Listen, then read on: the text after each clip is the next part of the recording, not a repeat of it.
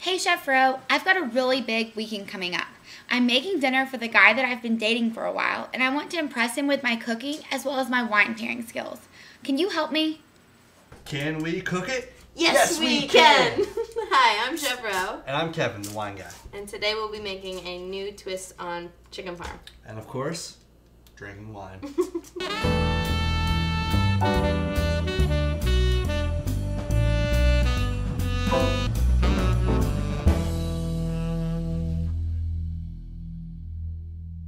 Okay, so the first thing we need to do for our chicken parm is we're going to preheat our oven to about 500 degrees or 450.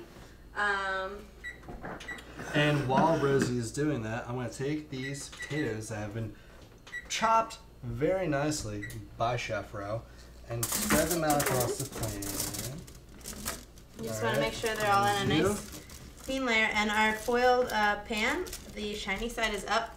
That's the best way to foil a pan or use foil in general is always make sure the shiny side's up. Sounds dirty. Now second, the peppers and onions. Again, finely chopped by Rosie. Oh, thank you. So we're going to mix these up.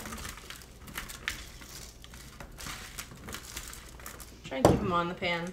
It's difficult sometimes. And then next what we're going to do is add 4 cloves of chopped garlic.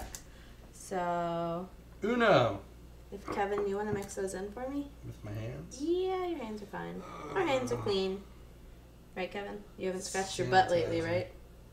Oh. Well, I've already committed. It's a good thing that oven's up at 500 degrees, right? Then we are going to get some of our just our crushed red pepper flakes. I wish they were roasted.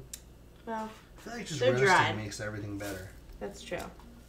So you just sprinkle them on here. Oh, it's all in the fingertips. You can use more or less depending on how much spice you like. Ooh. I like them spicy. I like it spicy too. I don't think so. That's I think he's a big agree. one and doesn't, but whatever. whatever. So next what we're going to do is we're going to use extra virgin olive oil. Kevin, if you need to go wipe your hands, it's perfectly okay to do so. So you're going to use about 3 tablespoons. Just make sure it's lightly coated in the olive oil. We're also going to use some black pepper and salt. So you put all that on and then you mix it up with your hands. I'm trying to get everything evenly coated. Kevin's just going to chug on some wine. I'll do all the hard work. No worries, Kevin. No worries. I've already washed my hands. I'm good. Okay, so these are going to go in the oven. And our oven is still set at 450. Try and put it in the middle rack. It delivers the most heat to it. So that goes in for 20 to 22 minutes. Alright, so now it's time to cook the chicken. Now, while I get that ready, Ro, heat up the skillet. Okay, so we're going to turn our skillet on. You want to make sure when your skillet, cooking with a skillet, that it's super hot. And that when you add your olive oil doesn't hold that much heat. It smokes after a certain point. You want to add the olive oil, let it heat up just a little, and then add your chicken in. Using a hot pan makes it so that your chicken doesn't stick to the dish. Believe it or not, it won't burn it so much as it will caramelize it unless you leave it on for too long. So Kevin's going to season up the chicken.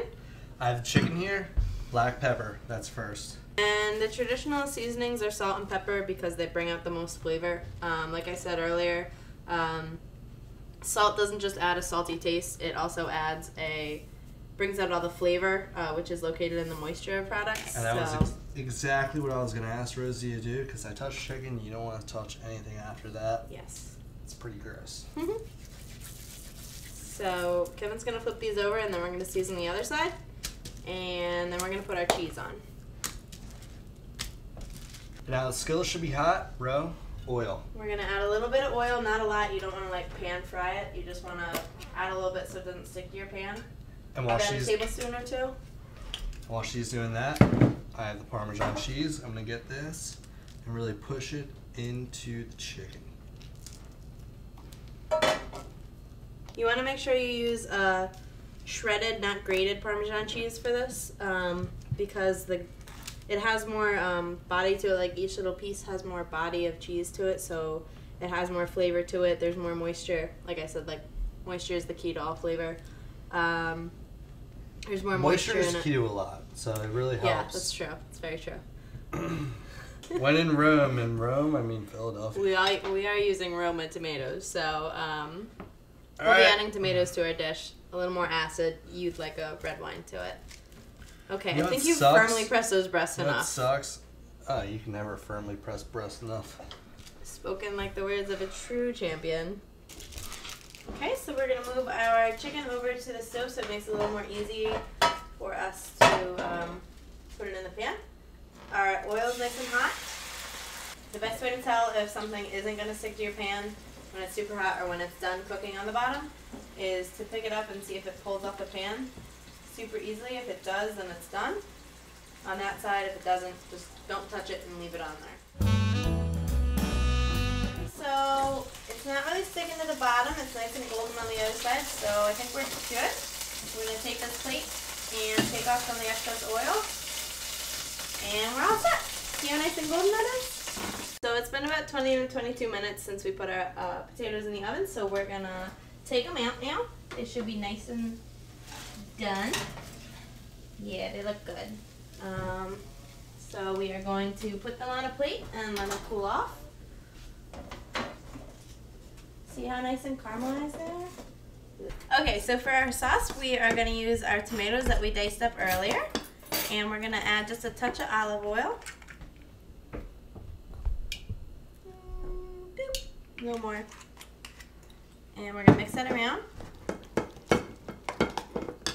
Next, we're going to add a little bit of pepper as usual.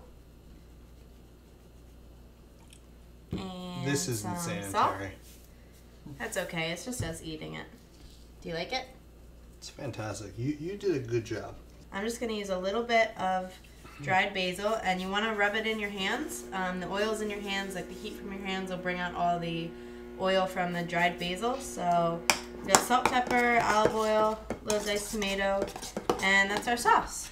And I'm sitting here and I'm eating this, but really I want to be eating this chicken. Soon Because you will this be. Parmesan being fried, it is fantastic. Please put the sauce on a row. Okay, so we're just gonna smush some sauce on here, not too much. We want to get some of that crispiness. Normally when you plate up anything that you fried, you don't want to put any like sauce right on top. Just because whatever you've just fried, you worked so hard to get it really crispy. So you don't want to put sauce on there and have it soak up all like the moisture, and then it's not crispy any longer and it takes away that great texture. So we just made our Parmesan crusted chicken with sauce and tomatoes, onions, and peppers. So what's the next step, Ro? I think we're going to eat it. We're finally there? I think we're there. We're there? Thanks, Chef Ro. Chicken Parmesan is one of my favorite dishes, and this one by far was the best. The Cab Franc complimented it perfectly, and he was really impressed. Thanks again.